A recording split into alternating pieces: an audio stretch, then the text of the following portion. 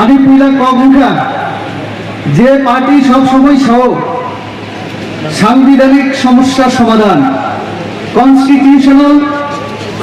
Solution যারা সব সময় বলে থাকেন তাদের কাছে আমার একটাই প্রশ্ন, আপনারা যদি এতই সংবিধান জানেন, আপনারা যদি এতই সংবিধানকে মানেন, তাহলে সংবিধান অনুসারে ভারতবর্ষে যে শাসন এটা গণতান্ত্রিক শাসন ব্যবস্থা চলছে ভাই। আর এই শাসন ব্যবস্থায়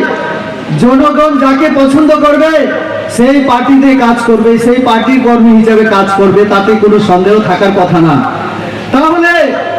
জোর করে লাঠি দেখিয়ে এই অনুষ্ঠানে আসা যাবে না, এই কথা বলার কি মানে আছে? কি মানে আছে? আর সাংবিধানিক সলিউশন যে কথা, এই কথা সমস্ত কিছুই তো নরেন্দ্র মোদী করে দিচ্ছেন। আমাদের দেশ স্বাধীন হয়েছে 1947 সালে। 15 আগস্ট হিসাব থেকে একে বুঝি লেখা সিপিএম কংগ্রেস আরো বিভিন্ন দলই এমপির উপর পার্লামেন্টে থাকবে এবং অনেক সরকার চলুখা। কয়টা সমস্যারই সমাধান, সাংবিধানিক সমস্যারই সমাধান বড় খেলাইকা নরেন্দ্র মোদী যে দিন থেকে ক্ষমতা থাকা প্রধানমন্ত্রী হিসাবে তিনি রাজ্য প্রেসিডেন্ট রাজু ভট্টাচার্য মহোদয় তথ্য কিসের রক্ষা তিনি শুধু জনজাতি কল্যাণ দপ্তর নিয়ে যে কয়েকটা সামুং ইয়াপ্রি রাজসভায় দেখা আপনি হিসাব একমাত্র 2-3টা উদাহরণ কিসের রক্ষা আরো কোটি কোটি সামুং তাই অনেক সামুং খাই মানে হিসাব রক্ষা অমাহাই হিসাব চুন যদি লিখালিকে অনেক জরানা নাই আবুল বেগাল রিনা থিয়া আমরা 1-2টা উদাহরণ দিলাই ন্যাশনাল লেভেলে 2014 পর্যন্ত 9 বছর সরকার 65 বছর অন্যান্য সরকার তঙ্গলি কংগ্রেস সিপিএম বিভিন্ন সরকার 2014 পর্যন্ত সারা ভারতবর্ষ এয়ারপোর্ট বিমানবন্দর মাত্র 74টা তঙ্গলি 74টা থানায় 9 বছরে নরেন্দ্র মোদী শুধু 9 বছর 74টা বিমানবন্দর হয় খুলবে রেখা আপনি দিছিল মহারাজা বীর বিক্রম ইন্টারন্যাশনাল এয়ারপোর্ট কাইসা 65 বছরে 74টা আর 9 বছরে 74টা ন্যাশনাল হাইওয়ে এই যে জিরানিয়া থেকে একেবারে চিনি উদয়পুর পর্যন্ত হাইওয়ে নাই সারা ভারতবর্ষ ন্যাশনাল হাইওয়ে যে লেন্থ আবহাওয়া প্রায় 92,000 কিলোমিটার তমানি 2014 পর্যন্ত 2014 পরে যেদিন থেকে নরেন্দ্র মোদী প্রধানমন্ত্রী আদি হিসেবে 30 তারিখ মে মাস পর্যন্ত শুধু 9 বছর হাইওয়ে বছর খাইকা 53,000 কিলোমিটার তাই 9 বছর খাইকা 65 বছরে কত 65 বছরে 92,000 কিলোমিটার ন্যাশনাল হাইওয়ে আর মাত্র 9 বছরে 53,000 কিলোমিটার অমহায় অনেক উদাহরণ আনবি মানুষ ত্রিপুরা রাজ্য ইউনিভার্সিটি কয়টা তো মানি ত্রিপুরা রাজ্য আছেন সাইমানো একটা মাত্র বিশ্ববিদ্যালয় তো মানি ত্রিপুরা রাজ্য আছেন থানায় 5-6 বছর চুন যদি হিসাব থেকে নিকে তবে চিনি কয়টা ইউনিভার্সিটি একটা ন্যাশনাল ইউনিভার্সিটি একটা স্টেট গভর্নমেন্ট রান একটা ইউনিভার্সিটি এমবি ইউনিভার্সিটি সংস্কৃত বিশ্ববিদ্যালয় সংস্কৃত ইউনিভার্সিটি ফরেন্সিক ইউনিভার্সিটি বিশ্ববিদ্যালয় হয় বিদ্যালয় এবং যে বাংলা মিডিয়াম বিভিন্ন স্কুল বিদ্যা জ্যোতি প্রকল্প বিচিত মডেল স্কুল খায় সেন্ট্রালি রাংবাই রাজ্য সরকারি রাংবাই আগামী দিন ইংলিশ মিডিয়াম স্কুল কারণ চিনি চলে কোয়ালিটি এডুকেশন মানন না নাই কোয়ালিটি এডুকেশন ছাড়া আইএস অফিসার আইপিএস অফিসার এবং পিসিএস অফিসার অলরেডি গরিব বর্মীর পক্ষে ইম্পসিবল ব্যাপার আপনি বাকি সরকার কেন্দ্রীয় সরকার রাজ্য সরকার মিলে কেন্দ্রীয় সরকার জন্য একলব্য বিদ্যালয় আবু ফুললি একদম রেসিডেন্সিয়াল আরো হাঙ্গে সিটি ছেড়াই গেল আবু জনজাতি ছেড়াই রাখ বুলি রক চেলারক আরো সমানভাবে 240 কে 480 একটা স্কুল চিনি পুরী বসারক বসারক গরিব বসারক আগামী দিনে ইংলিশ মিডিয়াম স্কুল পড়িও TCS officer TPS officer IAS এবং আইপিএস এমনি ক্ষেত্রে আবশ্যক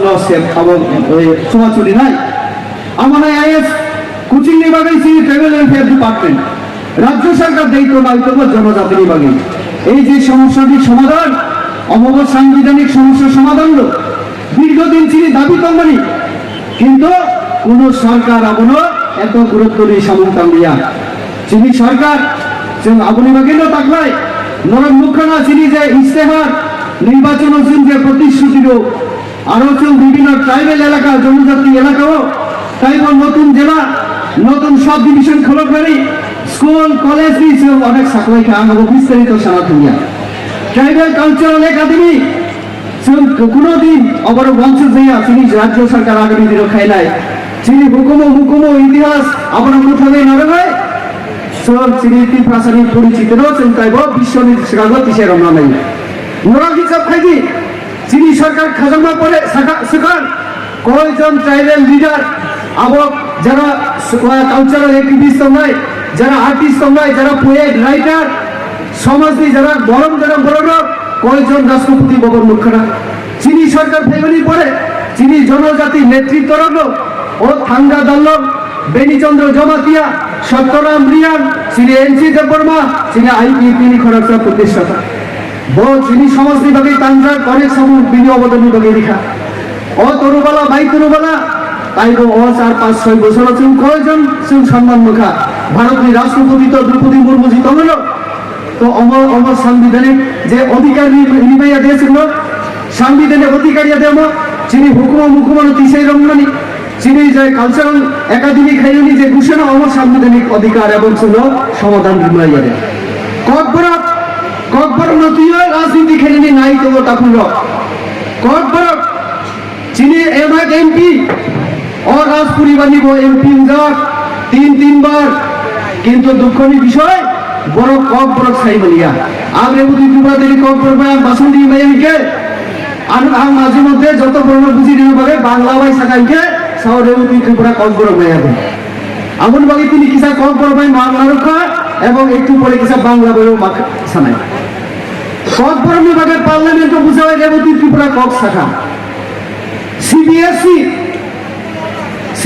ও তিনি ককবর সাবজেক্ট পুরি নিজে গিয়ে লাগে আবরতী ডক্টর অতুল দেববর্মা আবাবাই আলোচনা খেলেছেন সিনে পার্টির তরফ থেকে যখন ঠিক হয়ে গেছে আবরতী কক সারাই বিগে পার্লামেন্ট মানে মেম্বার অফ পার্লামেন্ট কক দিশাকা রিটেন বল দিকা আবরি করে সিবিএসই সিলেবাস বড় তবক ককবর পরিণত সেবিকা ককবর সাবজেক্ট ইনক্লুশন থেকে আবরি বাকি তো পুরোদিন নরেন্দ্র মোদীর হামবাই ছাইয়া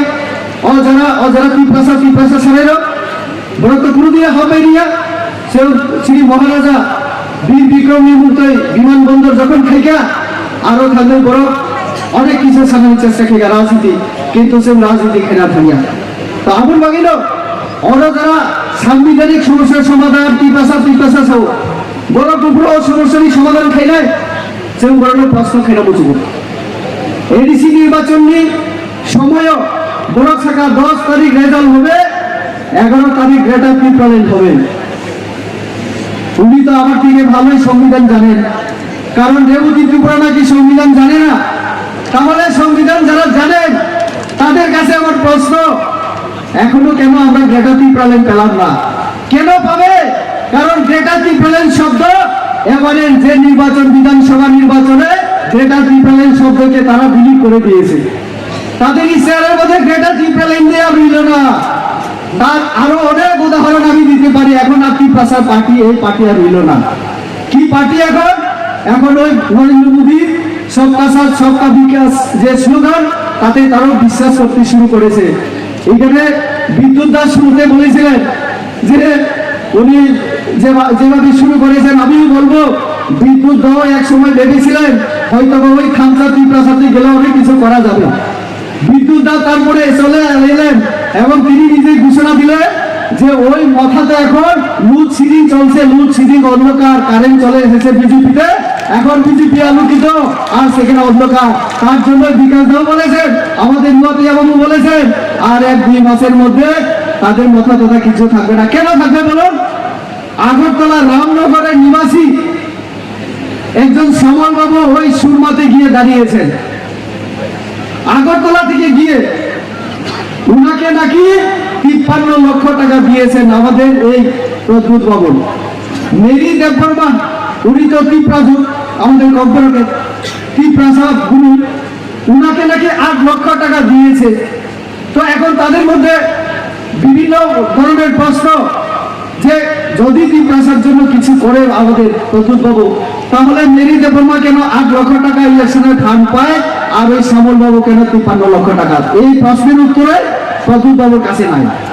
তার জন্য আজকে আমার যে পূর্ববর্তী বক্তারা যে কথা বলেছেন একদম সত্যি, অন্ধকার চলছে তাদের এখানে রাজবাড়িতে এখন লোডশেডিং। কিছুদিন আগে আমি নাম বলবো না, আমি খোয়াই দোবাই জেলায় গিয়েছিলাম। অসংখ্য যুবক আমার বিকাশ বাবু জানেন, খোয়াইয়ে প্রায় 250 পরিবার রেডি হয়ে আছে আমাদের দলে যোগদানের জন্য। আমার ধলাই জেলা, আমার উত্তর জেলা, সব জায়গায় কয়েকদিনে আমাদের পার্টির প্রোগ্রামে আমি গিয়েছিলাম। 8টা জেলাতে আমি গিয়েছি এই গত 1 তারিখ থেকে আজ পর্যন্ত 8টা জেলায় আমি ঘুরেছি। সব জায়গায় আপনারা বিশ্বাস করবেন না, আমাদের দলে আসার জন্য তারা রেডি হয়ে আছে। যতই লাঠি পেটা করার চেষ্টা করো, খুনকে দেখ, আর আটকানো যাবে না। দিল দিয়া হে জান দি দেঙ্গে, এমন অবস্থা হয়ে আছে তাদের দলের মধ্যে এখন। একজন নেতা সেদিন আমাকে বলছিলেন যে আমাকে একটু এমপি সাহেব তোমার গাড়িতে নিয়ে যাও আগরতলায়। এই মথার বড় নেতা, আমি নাম বললে একটু অসুবিধা হবে ওনার, আমাদের দলে আসুক তারপরে নাম বলবো আমি পরে জিজ্ঞেস করলাম গাড়ি ভাড়া ওইখান থেকে আসি আগরতলায় কত? 85 টাকা। আমি বললাম দাদা আপনার কাছে 85 টাকাও নেই? বললো 85 টাকাও আজকে নেই। আমি বললাম আমি নিয়ে যাবো আপনাকে। আমি আগরতলায় এসে ওই মথা নেতাকে ছেড়ে দিলাম। আপনারা চিন্তা করুন, সাধারণ গ্রামাঞ্চলে যারা কাজ করেন তাদের এইরকম অবস্থা, আর আমাদের এমডিসিরা ইএমরা যারা ইএম হলেন। আমি গত 7 তারিখ করবুকে আমি গিয়েছিলাম, হঠাৎ করে দেখি একটা গাড়ি আমার গাড়িকে ক্রস করার জন্য একদম অনেকক্ষণ ধরে চেষ্টা চালাচ্ছিল। আমি তো বললাম যে উনি কে? একটা সামনে এসকর্ট গাড়ি। আমি বললাম দিয়ে দাও, এত যদি তারা থাকে যাক না। পরে দেখলাম বিশেষ দলি দিয়া। আমি বললাম আচ্ছা, তো গাড়িটা দেখলাম আমার থেকেও দামি গাড়ি উনি চলেন, আমরা বিজেপির নাকি দামি দামি গাড়ি চড়ি। পরে বুঝতে পারলাম যে এই গাড়িগুলি আসলে